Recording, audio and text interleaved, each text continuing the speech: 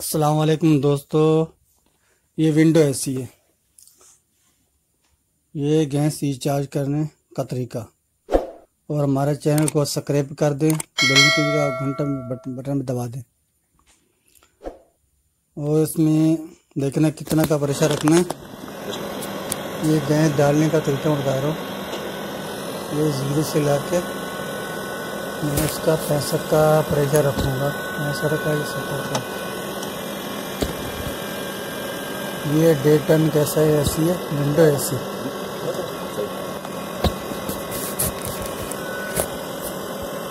ये ऐसा इसकी गैस डालनी है।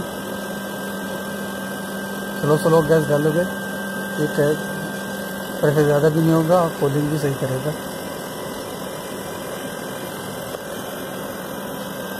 ये जर्नल का एसी है, विंडो एसी।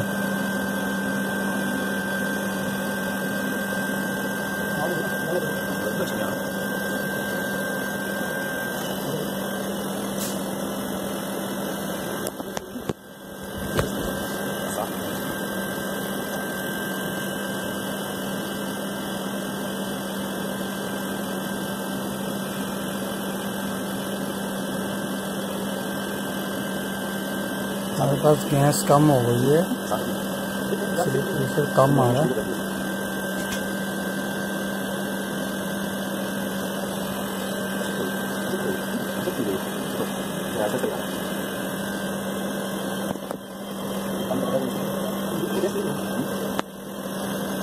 इसका पूरा वाल खोला हुआ है, गैस कम है, जो इसको नहीं बढ़ रहा ऊपर से।